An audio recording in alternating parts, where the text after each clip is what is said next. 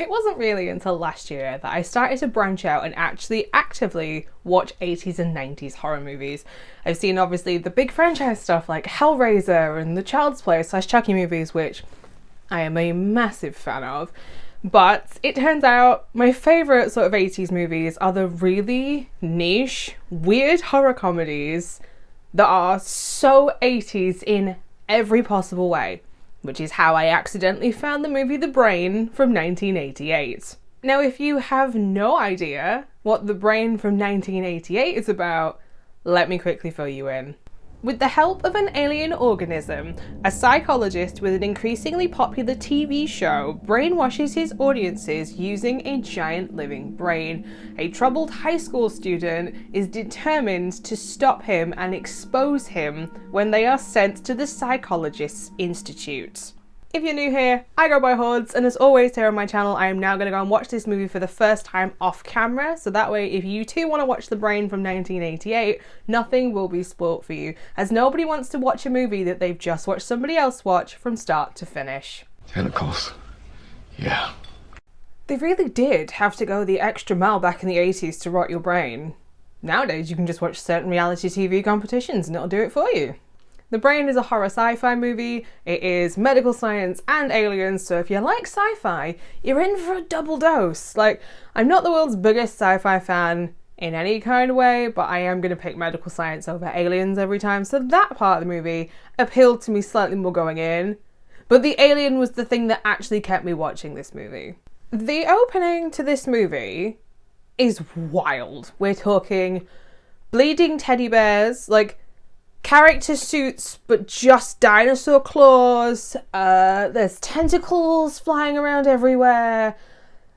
2 people die. This is the opening, 3 minutes of the movie. So this should tell you exactly what you're in for going in. Like, the whole hallucination part of this movie is just insane in general. Like, if you watched The Lighthouse, for example, and thought, sexy tentacles, that's the best part of this movie for me, then you're in for a treat with this one. Like, I get that this is a serious movie, but I was expecting them, considering how The Brain looked, to pull an alligator from 1980. If you've not seen Alligator, the alligator's called Ramon, so I was expecting them to be like, yes, this is Nigel, the alien brain that we're using to, send brainwaves out to people. I was expecting that level of insanity, considering what the opening was for this movie. It didn't quite go there, though. I wanted more brain, though. I'm not gonna lie. They are the best part of this movie. And when they actually use the brain to kill someone at the 45-minute mark, that's great. Love how that went down. But up to that point, apart from the odd hallucination scene, not much had happened, and there certainly hadn't been much character building.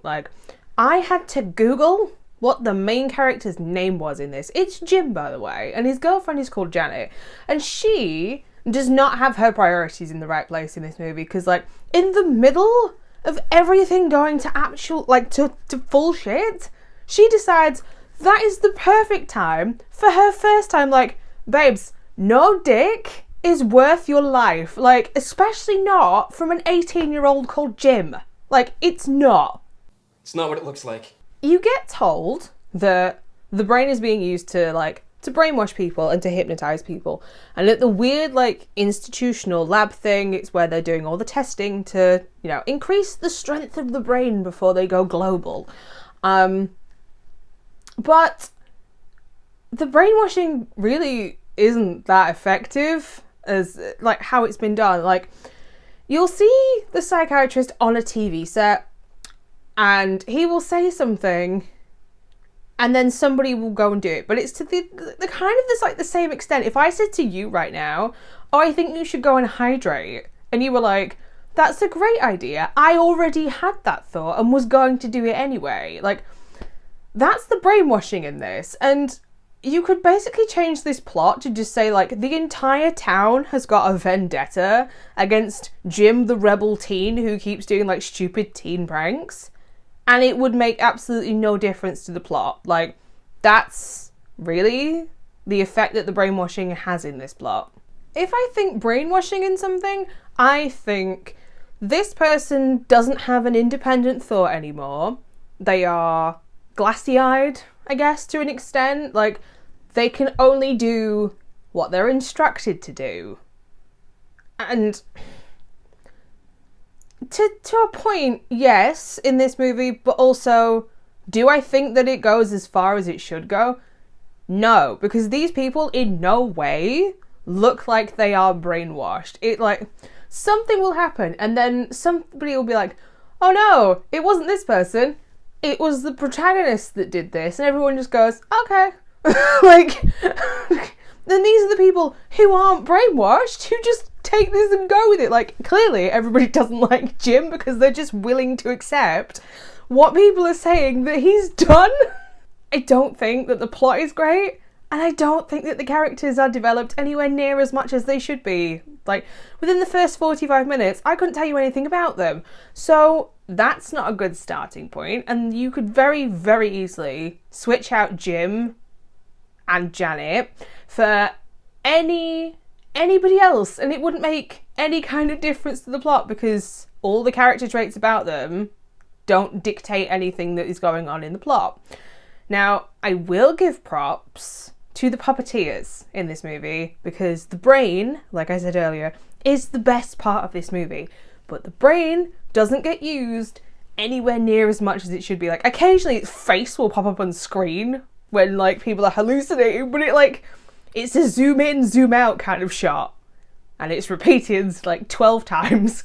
Like, because, like, one person will have a hallucination, zoom in, zoom out. And then in the same hallucination, another zoom in, zoom out. And, like, this repeats. I want the brain to kill people. You named the movie The Brain.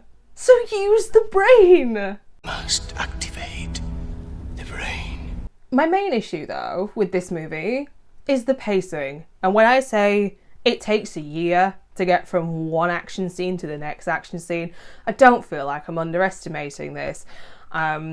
You've got a movie that is an hour and 34 minutes, and everything either takes place in the first 3 minutes or the last 3 minutes. There's the odd thing in the middle, but I found myself becoming less and less interested as the movie progressed because nothing was happening. It was just, you could copy and paste the things that were happening, and it got so repetitive and it got really stale. Now, after all of my ranting and a little bit of raving and me possibly being a little bit too harsh on this movie, I am actually going to give The Brain from 1988 a 2 out of 5 stars because in the end, this movie just wasn't for me. I was expecting this creature to get used way more and it be like a horror sci-fi creature feature, not to the level of The Thing in any kind of way. Like, the budget is certainly not there for this to be The Thing. But I just found that it was very meh, you know. It's not a great movie, it's not a bad movie, it's just a lacking in things movie. And that's where it kind of lets itself down. Like, you named the movie after the villain / creature, and you didn't use it, and your evil psychologist is mainly seen on a TV screen. So there you have it, my initial thoughts and my review for my first time watching The Brain from 1988.